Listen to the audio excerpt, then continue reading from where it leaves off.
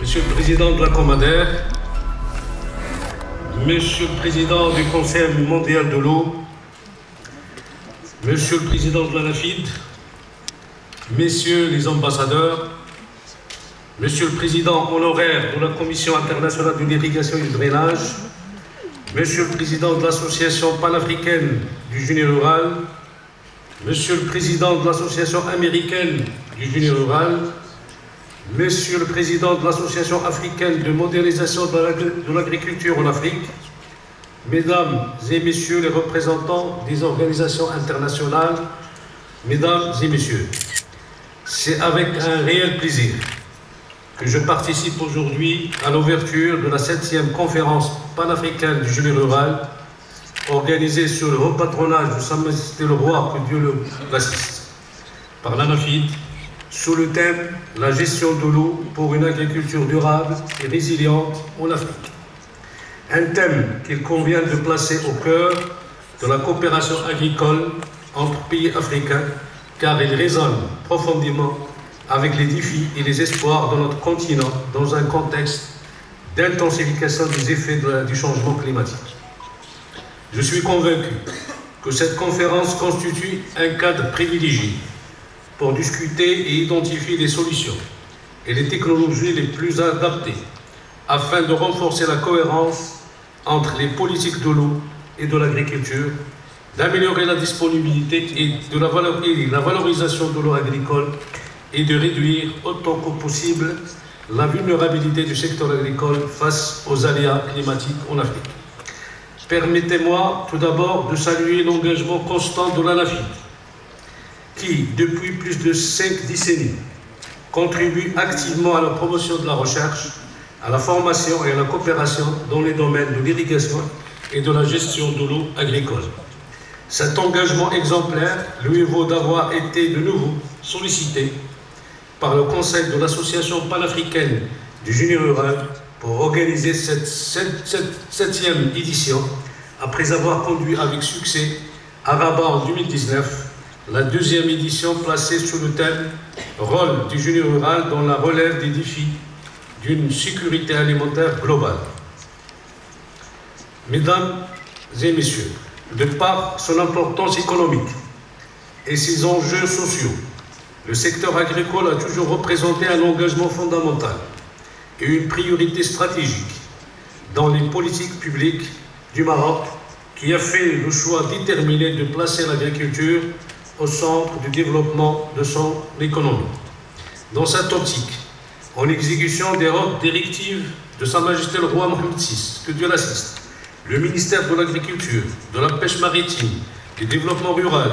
et des Eaux et Forêts s'est investi dans l'élaboration de la stratégie Plan Maroc Vert,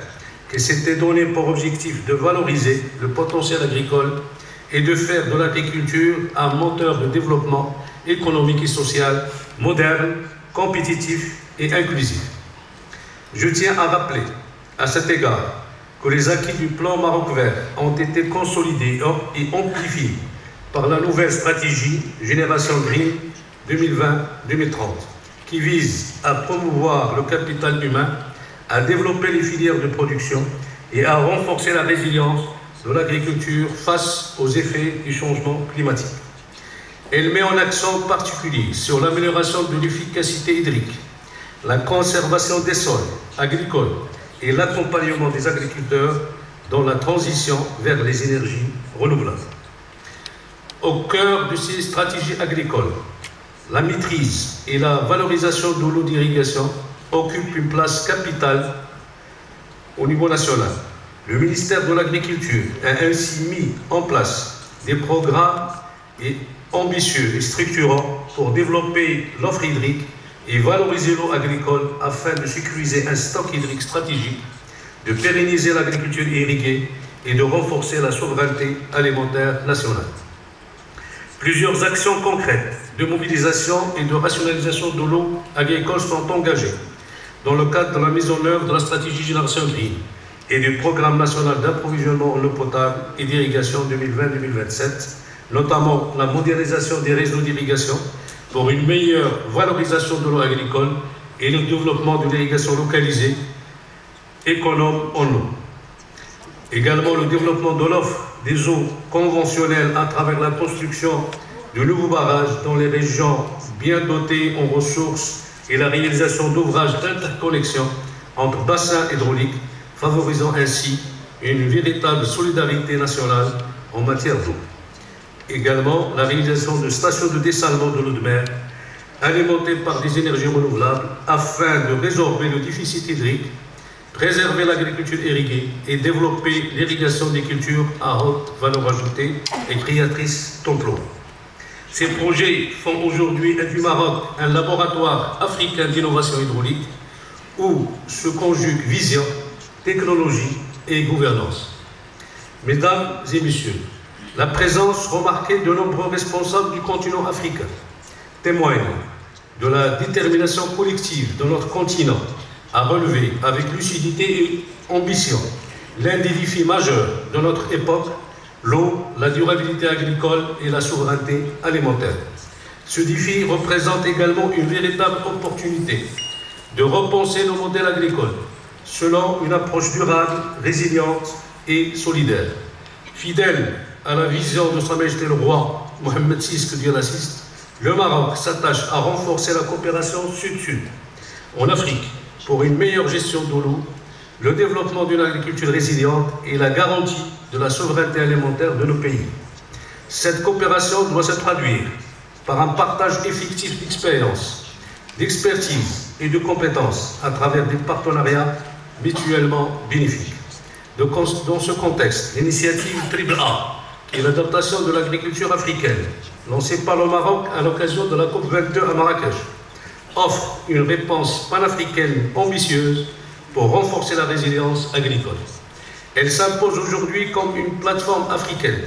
de référence pour l'adaptation de l'agriculture, rassemblant gouvernements, institutions financières, chercheurs et acteurs du développement autour d'une même vision. Le Maroc, fidèle à son engagement panafricain, continuera à soutenir avec conviction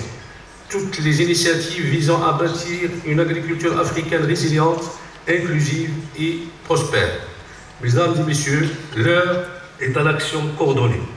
à la solidarité et à l'innovation. Ensemble, œuvrons pour un avenir de prospérité, où l'hydrodiplomatie jouera un rôle essentiel dans la paix et la sécurité hydrique sur notre continent, pour bâtir une agriculture africaine plus forte, plus équitable et résolument tournée vers l'avenir. Je suis convaincu que cette conférence permettra d'approfondir les échanges sur les défis et les options à mettre en œuvre pour la gestion de l'eau agricole en Afrique. Je vous remercie pour votre attention et je vous souhaite plein succès à vos travaux. Merci.